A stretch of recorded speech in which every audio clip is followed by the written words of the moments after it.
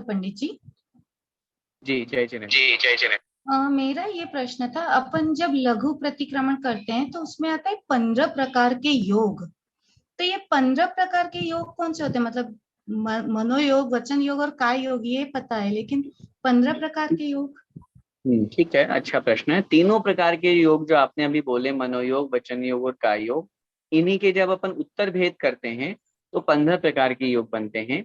आचार्यों ने लिखा है 4 प्रकार का मनोयोग होता है। सत्य मनोयोग, असत्य मनोयोग, उभय मनोयोग और अनुभय मनोयोग। ऐसे ही 4 प्रकार के वचन योग होते हैं। सत्य वचन योग, असत्य वचन योग, उभय वचन योग और अनुभय वचन योग। 8 हो गए। और 7 प्रकार का काय योग होता है। औदारिक काय योग, औदारिक मिश्र काय योग, वैक्रियक काय योग, वैक्रियक मिश्र काय योग, आहारक काय योग, आहारक मिश्र काय योग और कार्मण काय योग। इस तरह से तो 4 मनोयोग, 4 वचन योग और 7 काय योग, इनको मिला करके टोटल 15 प्रकार का योग बनता है। ओके, ठीक, धन्यवाद पंडित जी। जय जिनेंद्र। जय जिनेंद्र। पदम जी पाटनी।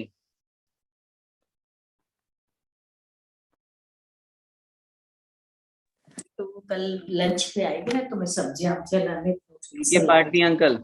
जय जिनेंद्र उत्तम क्षमा। जय जिनेंद्र उत्तम क्षमा।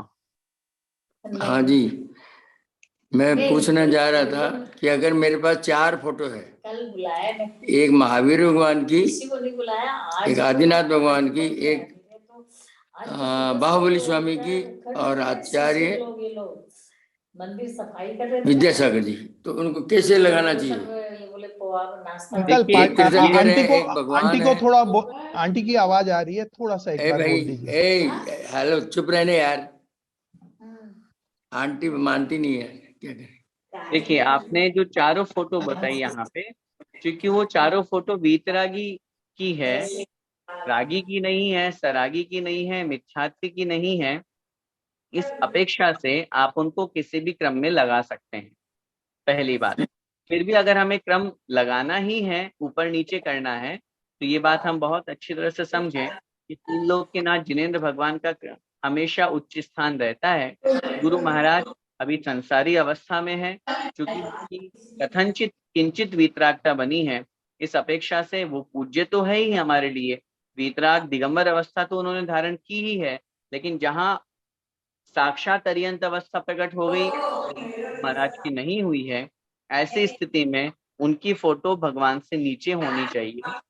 लेकिन एक अपेक्षा से, अगर कहीं हमें एक ही ताक में या एक ही स्थान पर लगानी हो तो हम एक साथ भी लगा सकते हैं, क्योंकि हमारे यहाँ पर पंच परमेष्ठी भगवान की पूजन होती है। अब पंच परमेष्ठी भगवान की पूजन में ओम ह्रीम श्री अरत सिद्धाचार्य उपाध्याय सर्व साधु पंच परमेष्ठिभ्यो जन्म जरा मृत्यु विनाशनाय बोलते हैं हम। तो इसका मतलब ये तो नहीं है वहां पे कि ये जो मैं जल चढ़ा रहा हूँ, पहले अरिहंत को चढ़े, फिर सिद्ध को चढ़े, फिर आचार्य को चढ़े, फिर उपाध्याय को चढ़े, फिर साधु को चढ़े। नहीं, पांचों को एक साथ चढ़ाया जा रहा है। तो पांचों हमारे लिए समान रूप से एक अपेक्षा से वंदनीय है।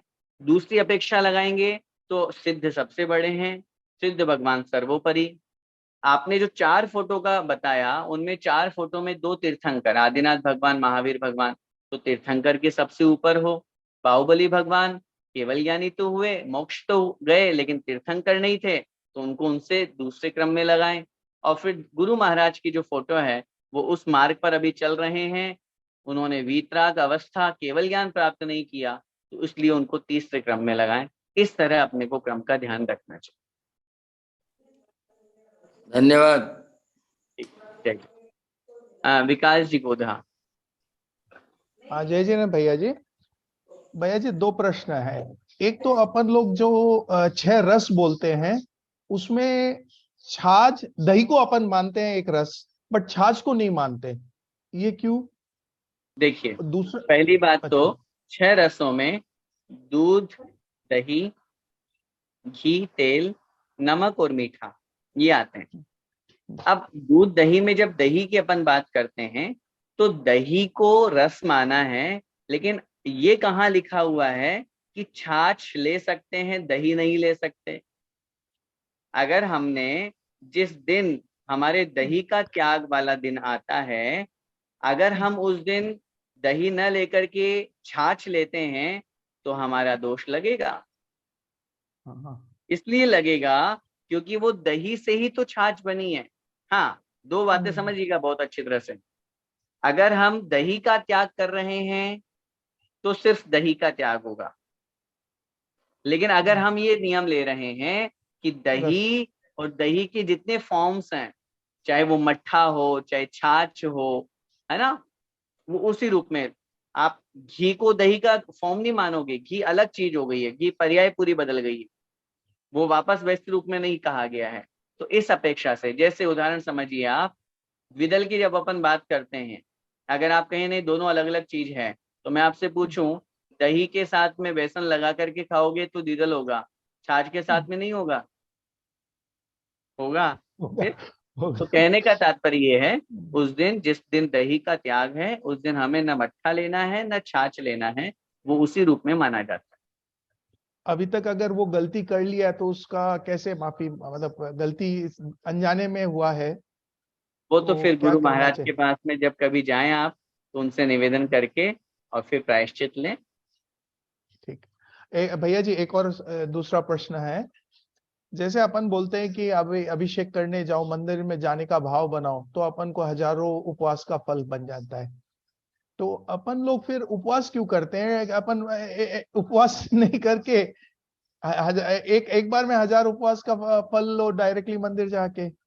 अच्छा, तो फिर ठीक। उपवास का, तो हाँ। फिर तो फिर एक काम करते हैं, बहुत बार ऐसा भी होता है हमारे संसारी अवस्था में कि घर में बैठे बैठे बहुत बार एक फोन ऐसा आता है कि भैया हमें ये काम कर दीजिए हमारा, हम आपको लाखों रुपए का फायदा करा देंगे। तो अपन ये कहेंगे, जब ऐसा फोन हमारे पास आ जाता है और हम वो डील कर लेते हैं तो हमारा लाखों का फायदा हो जाता है, तो हम क्यों मेहनत करते हैं, क्यों इतना धंधा इतना व्यापार, क्यों भाग दौड़ करना, क्यों ऑफिस जाना, ये क्यों कर रहे हैं? समझ में आया एग्जाम्पल?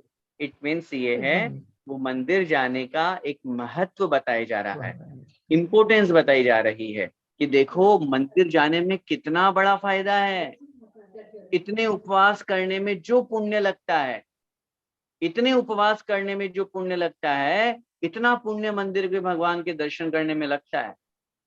इसका मतलब ये है कितने पुण्यशाली है वो जीव जो दर्शन करते हैं, कितना पुण्य कमाते हैं वो जीव जो प्रतिदिन दर्शन करते हैं।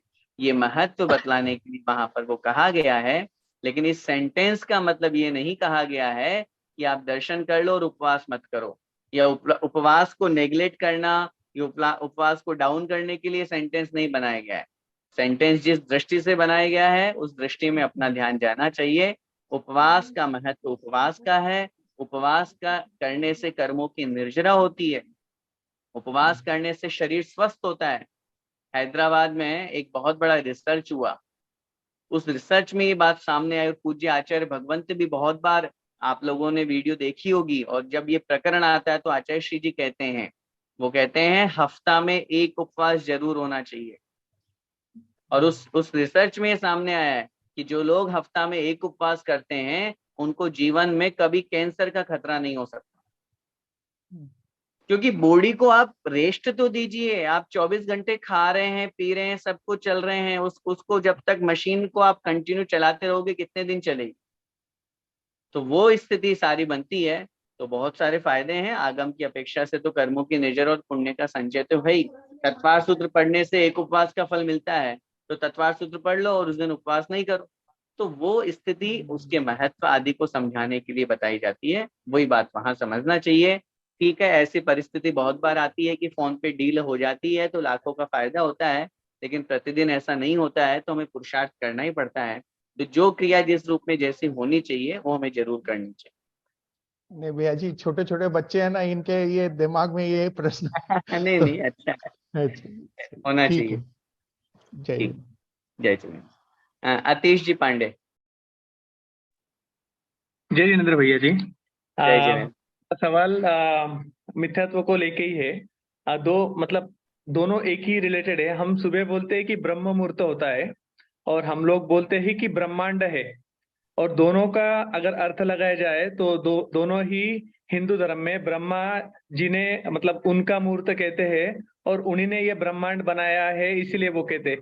तो ये जो हम लोग अपने जो लैंग्वेज में बात करते हैं कि ब्रह्मांड और ब्रह्म मूर्त, तो ये किस मतलब मतलब कितना सच है और इसका पर्यायवाचक शब्द कोई है अपने जैन धर्म में है या नहीं? ठीक, बहुत अच्छा। देखिए, सबसे पहली बात तो आतिश भाई ये हमेशा आप ध्यान रखें, हमारे शास्त्रों में भी, और न केवल शास्त्रों में अपितु हमारे गुरुओं के मुख से भी या हम लोगों के मुख से भी बहुत बार ऐसे शब्दों का प्रयोग हो जाता है या होता ही रहता है जो लोक व्यवहार में प्रसिद्ध है। ब्रह्मांड शब्द हमारे दिगंबर जैनागम में कहीं नहीं आया, हमारे यहाँ जगत शब्द आया, हमारे यहाँ सृष्टि शब्द आया, हमारे यहाँ लोक शब्द का प्रयोग आया। लोक बहुत अच्छी तरह से लोक शब्द का प्रयोग हर जगह आया, उर्दू लोक, मध्य लोक, अधोलोक, सारे का सारा, लेकिन ब्रह्मांड नहीं आया। लेकिन अब चूंकि लोक व्यवहार में अगर इस शब्द का प्रयोग होता है तो अक्सर बोलचाल में ये शब्द अपन लोग बोल देते हैं। उसी से रिलेट आप ब्रह्म मुहूर्त को कर रहे हैं कि प्रातः काल का जो समय होता है वो ब्रह्म मुहूर्त कहलाता है। तो ब्रह्म मुहूर्त, तो ब्रह्म से आप ये क्यों समझ रहे हैं कि ब्रह्म शब्द से ब्रह्मा बना और ब्रह्मा शब्द तो हिंदुओं का है? ये हमारी सबसे पहली गलत धारणा, क्योंकि जितने भी शब्द हैं वो सब हमारे दिगंबर जैनागम से लिए गए हैं। अपने यहाँ पर एक स्तोत्र है, जिन सहस्त्र नाम स्तोत्र, आपने नाम सुना होगा। आचार्य भगवान जिनसेन स्वामी महाराज ने भगवान के 1008 नाम बताए, 1008 नाम, और 1008 नामों से स्तुति करी उनकी। उनमें ब्रह्मा भी शब्द आया, विष्णु भी आया है, शंकर भी आया है, अर्धनारीश्वर भी आया है, बहुत तरह के शब्दों का प्रयोग है, गणेश भी आया है, गणधर भी आया है। तो उन शब्दों का मीनिंग बताया गया वहां पे, ऐसे नहीं बोल दिया किसी को भी। अब इनके यहाँ पे उनकी एक धारणा बना ली, शब्द सारे हमारे अपने ले लिए इन्होंने। जैसे एक एग्जाम्पल समझिए, भक्तामर स्तोत्र का मैं आपको एग्जाम्पल देता हूँ। आप लोगों ने पढ़ा होगा बुद्धस्त्वमेव विबुधार चित्त बुद्धि बोधार त्वं शंकरोसि भुवनत्रय शंकरत्वात् धातासि धीर शिव मार्ग विधेर विधानात् व्यक्तम त्वमेव भगवन् पुरुषोत्तमोसि। इस श्लोक में आचार्य मानतुंग स्वामी महाराज कह रहे हैं, भगवान आप ही बुद्ध हैं, बुद्धस्त्वमेव विबुधार चित्त बुद्धि बोधार, क्योंकि आपकी बुद्धि का ज्ञान की पूजा देवों ने की, इसलिए सच्चे बुद्ध तो आप हैं। संसार में जो बुद्ध है वो काहे के बुद्ध है, उनको तो ज्ञान ही नहीं है। त्वं शंकरोसि भुवनत्रय शंकरत्वात्, भगवान वास्तव में सच्चे शंकर तो आप हो, क्योंकि शंकर का मतलब होता है शम करोति इति शंकर है। शम माने होता है कल्याण, शम माने होता है सुख। तो जो शम अर्थात सुख और कल्याण करते हैं, भुवनत्रय शंकरत्वात्, जो तीनों लोकों के प्राणियों के लिए सुख और कल्याण करने वाले हैं, ऐसे भगवान शंकर आप हैं। धाता सिधीर शिव मार्ग विधेर विधानात्, भगवान सच्चे ब्रह्मा तो आप हो। धाता माने विधाता, ब्रह्मा। क्यों? शिव मार्ग विधेहे विधानात्, क्योंकि इस अवसरपणी काल में सबसे पहले मोक्ष मार्ग पर कौन चले? भगवान ऋषभदेव, आप चले हो। तो आपने इस मोक्ष मार्ग की रचना की, इस मोक्ष मार्ग की विधि का विधान बताया लोगों को, इसलिए सच्चे ब्रह्मा तो आप हो। ऐसे तो कहने का मेरा तात्पर्य ये है कि अपन शब्दों से ये ना समझें कि उनके यहाँ से अपन ने ये शब्द लिए हैं, बल्कि आप ये समझें अपने यहाँ से उन्होंने ये शब्द लेकर के अपनी अपनी मान्यता वैसी बना ली। अब ब्रह्मा की अगर अपन बात करें तो उन्होंने ब्रह्मा को चतुर्मुखी बताया। पिछली वाली कक्षा में मैंने आपको बताया था ना, कैसे कैसे उन्होंने उसका नृत्य देखा और वो भ्रष्ट हो गए और मुख बना लिया। तो ऐसी स्थिति में वो भगवान तो नहीं हो सकते। तो वो सारे के सारे शब्द अपने यहाँ तो ब्रह्म माने आत्मा होता है, ब्रह्मचर्य। अब बताइए, अनादि काल से 10 धर्म है कि नहीं? क्षमा आदि, अंतिम धर्म का नाम क्या है? ब्रह्मचर्य धर्म। और ब्रह्मचर्य धर्म अंतिम धर्म है, लेकिन जब व्रतों आदि की शुरुआत होती है तो कौन सा धर्म होता है? ब्रह्मचर्य। 5 पापों के त्याग में, कुशील के पाप में कौन सा व्रत होता है? ब्रह्मचर्य। तो ऐसा नहीं है। ब्रह्म का मतलब आत्मा, वहां उन्होंने लिखा ब्रह्मणि आत्मनि चरति इति ब्रह्मचर्य। जो आत्मा में, ब्रह्म में विचरण करता है, डूब जाता है, उसका नाम है ब्रह्मचर्य। तो ये अनादिकालीन प्रोसेस है। उन्होंने अपन से ये शब्द लिए हैं और अपने रूप में उन्होंने ये धारणा बना ली है। बाकी अपने शास्त्रों में शब्द है। और रही बात ब्रह्म मुहूर्त की, अपने यहाँ पर भी ब्रह्म मुहूर्त शब्द मिलता है। और इसके अलावा जब सामायिक आदि की या मुनि महाराज जो वंदना आदि की बात करते हैं, तो ये रात्रि का अंतिम प्रहर कहलाता है। तो वो भी शब्द का प्रयोग वहां पर किया गया। और एक प्रश्न है पंडित जी, ब्रह्म जी। मुहूर्त का एग्जैक्ट समय क्या होता है? अगर आखिरी प्रहर है बट एग्जैक्ट अगर टाइमिंग अगर होता है तो वो क्या होता है ब्रह्म मुहूर्त का? देखिए, एग्जैक्ट टाइम तो अपने यहाँ शास्त्रों में नहीं लिखा, लेकिन इतना जरूर अपने यहाँ पर कहा गया है कि 3-3 घंटे का एक प्रहर हुआ करता है। 3 घंटे का एक प्रहर। तो 24 घंटे का एक दिन होता है, तो उसमें 8 प्रहर होते हैं।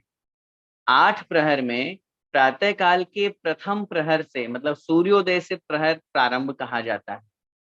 जैसे अपन कहते हैं ना, एक एग्जाम्पल समझिए, दोपहर 12 बजे को अपन दोपहर बोलते हैं। नून हिंदी में दोपहर बोलते हैं उसको। तो दोपहर क्यों बोलते हैं? क्योंकि 2 प्रहर बीत चुके हैं। एक प्रहर 3 घंटे का, तो 6 घंटे बीत चुके हैं, तो 12 बज गए, है ना। तो ऐसे ही तो प्रहर प्रारंभ होता है सूर्योदय से। तो सूर्योदय से पहले वाला जो प्रहर है, वो पूरा का पूरा ब्रह्म मुहूर्त कहलाता है। लगभग अगर सूर्योदय 3 के से 6 पहले बजे। वाला। ओके। अब वो सूर्योदय के पहले वाले में, जैसे एग्जाम्पल 6 बजे सूर्योदय हो रहा है, एग्जाम्पल समझिए, तो 3 बजे से लेकर के 6 बजे तक का जो टाइम होगा वो ब्रह्म मुहूर्त कहलाएगा। उसमें भी और सेंटर में जाएंगे तो और मध्य का वो ब्रह्म मुहूर्त कहलाएगा। लगभग 4-4:30 बजे का टाइमिंग जो है वो मुख्य रूप से ब्रह्म मुहूर्त, मध्य का, मिडिल का कहलाता ओके, जय जिनेंद्र पंडित जी, थैंक यू। है। ए जैन के नाम से यहाँ पर कोई है महानुभाव? हैंड रेज है। जय जिनेंद्र। दही के त्याग की बात हो रही थी, तब मेरे को लगा कि मैं हमेशा कंफ्यूज रहती हूँ जब मैं मीठे का त्याग लेती हूँ तो, क्योंकि दूध में भी मीठा होता है, ऐसे आटे में भी मीठा होता है, हर एक चीज में मिठास होती है। नहीं नहीं नहीं नहीं नहीं, नहीं। मैं आपकी बात को बीच में बोल रहा हूँ, लेकिन वहां जो मीठे का त्याग होता है उसमें जो 2 बातें हैं। आपने नेचुरल मीठे का भी त्याग किया है, या जो कृत्रिम मीठा है उसका त्याग किया है। जैसे एग्जांपल समझिए, आपने कहा दही में कहो, दूध में कहो, या गेहूं में, आटे में कहो, ये मीठे में नहीं आते हैं। आप गन्ना खाएंगे ये मीठे में आएगा, आप किशमिश खाएंगे ये मीठे में आएगा, आप खजूर खाएंगे ये मीठे में आएगा, आप गुड़ खाएंगे ये मीठे में आएगा। तो ये मीठे में कहा जाता है। इस अपेक्षा से आपको, अगर आपने पूर्ण रूप से मीठे का त्याग किया है, तो जैसे मैंने अभी आपको कहा, जो मिष्ट गुण से युक्त हैं उनको आप ग्रहण नहीं कर सकते। तो फिर क्या खाना चाहिए, क्या खा सकते हैं अगर पूर्ण मीठे का त्याग करते हैं तो? पूर्ण मीठे का त्याग करते हैं तो आप पूर्ण मीठे का त्याग, आप दूध लीजिए ना, आप दही लीजिए। आचार्य श्री ने पूर्ण मीठे का त्याग कर रखा है। वो क्या खाते हैं? क्या वो गेहूं नहीं खाते, आटा नहीं खाते, दाल नहीं खाते, कड़ी नहीं खाते, बेसन नहीं खाते? सब ग्रहण करते हैं। आप ऐसा नहीं समझिए, मैं आपसे यही निवेदन कर रहा हूं, मीठे का त्याग का मतलब जिन वस्तुओं में मिष्ट गुण हैं। वैसे लोक व्यवहार में मीठे का त्याग का नाम है सिर्फ शक्कर और गुड़ का त्याग। बहुत बार ऐसा होता है, और अधिकांश लोग किशमिश है, खजूर है, डेट्स जिसको अपन कहते हैं, छुहारा है, इनको ग्रहण कर लेते हैं और वो कहते हैं कि हमने तो मीठे का त्याग किया, ये नेचुरल मीठा है। तो नेचुरल मीठे में वो डिपेंड करता है। अगर आप ये नियम लेते कि नहीं, मैं ड्राई फ्रूट्स में भी जो मीठे हैं उनका भी त्याग करती हूँ, तो फिर जो नॉर्मल है वो आप ग्रहण कीजिए। गेहूं मीठा नहीं है, गेहूं सामान्य है। दूध मीठा नहीं है, सामान्य है। आप अलग से ऐड करेंगे वो फिर मीठा होगा। उसके अलावा नेचुरली है वो मीठा नहीं कहलाता। किशमिश और खजूर वगैरह मीठे में आ रहे हैं, तो फ्रूट्स भी मीठे में आएंगे? देखिए, फ्रूट्स मीठे में नहीं आते हैं, फ्रूट्स वनस्पति के रूप में है। खजूर आप देखिए, नेचुरल खजूर अलग चीज है, और उसमें जो मीठा डाला गया है, पकाया गया है, बनाया गया, वो अलग चीज है। वो अंतर पड़ेगा दोनों में। एक कथा आती है पुरानी कि उन्होंने त्याग कर दिया था पत्थर का, कि मैं पत्थर नहीं खाऊंगा क्योंकि त्याग करना बहुत कठिन था। अपनी जैन धर्म में कथा है। तो पत्थर का त्याग, पत्थर का त्याग में तो तब फिर उनकी माँ बोलती है, तब ये मिक्सी वगैरह नहीं हुआ करती थी, तब माँ बोलती है कि जो आटा पिसता है वो भी पत्थर की उसमें ही तो पिसता है। ऐसी कुछ कथा मेरी सुनी हुई है। देखिए पहली बात तो कथा तो मेरी नहीं सुनी हुई ऐसी तो कि पत्थर के त्याग वाली तो, लेकिन आप कह रहे हैं तो पत्थर का त्याग हुआ है। पत्थर से कोई चीज अगर मिश्रित हुई है या पीसी गई है उसका त्याग नहीं हुआ है। उसमें वो आटा आदि का ग्रहण कर सकते हैं, इसमें कोई विशेष बात नहीं है, क्योंकि वो पत्थर नहीं खा रहा है। पत्थर से पत्थर आपस में घिस करके और जो आटा बन रहा है, गेहूं का जो चूरा बन रहा है, आटा बन रहा है, उसको वो ग्रहण कर रहा है, वो पत्थर को ग्रहण नहीं कर रहा है। अगर ऐसी हम धारणा बनाएंगे तो फिर यूं समझ लीजिए कि फिर जितने लोग आटा खाते हैं तो क्या सब पत्थर खाते हैं, ऐसी सब कथा मिट्टी खाते हैं? से जोड़ा आप पाटनी अंकल कुछ कह रहे हैं? हाँ, मैं ये बोल रहा था, ये वाली स्टोरी मैंने भी सुनी है। जी। इसमें क्या है, एक्चुअली उसको गेहूं का त्याग करना था। जो क्या पीसते हैं ना, तो उसमें कुछ तो आएगा ही, ग्राइंड किया हुआ, तो उसको चावल खिलाना था, इसलिए ऐसा कुछ है। एक है, ये स्टोरी है, आपको कहीं से देख के भेजेंगे। पर ये सही ठीक। पूछ रही है। तो ये हाँ, अर्चना ठीक। मैडम, कुछ खाना है कि नहीं खाना है, थोड़ा उपवास करना चालू कर दो और मंदिर आना चालू कर दो, सब ठीक हो जाएगा। मंदिर बाबू धाबी में बनवाना है अंकल जी। अरे वो तो तुम बनाती रहेगी, स्वामीनारायण का मंदिर बन जाएगा। अगर एक एक आदमी के लिए हर घर में मंदिर बना देंगे तो वैल्यू क्या रहेगा? तो मिलेगी कैसे? तुम तो ये चाहती है कि कुआं तुम्हारे पास आ जाए, कुआं के पास तो जाना पड़ेगा ना। कोशिश करो। हाँ पंडित जी, बहुत टाइम हो गया। हाँ, और किन्हीं का कोई प्रश्न है? ठीक। जावाणी के ज्ञान ते सूझे लोकालोक, तो वाणी मस्तक नमो सदा देत हूँ ढोक। हे जिन वाणी भारती तो हे जपू दिन रेन, जो तेरा शरणा गए तो पावे सुख चैन। देव भजो हरिहंत को गुरु सेवा निर्ग्रंथ, दया धर्म पालो सदा यही मोक्ष का पंथ। नो वर्ण।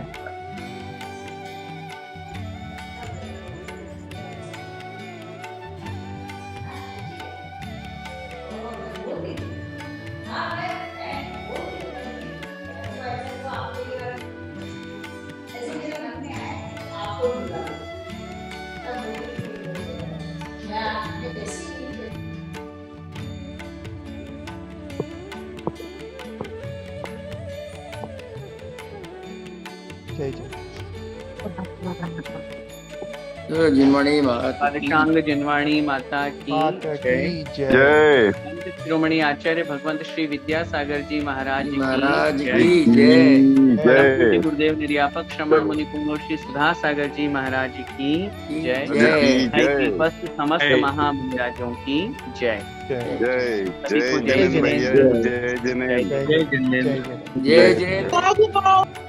जय जय उत्तम क्षमा। जय।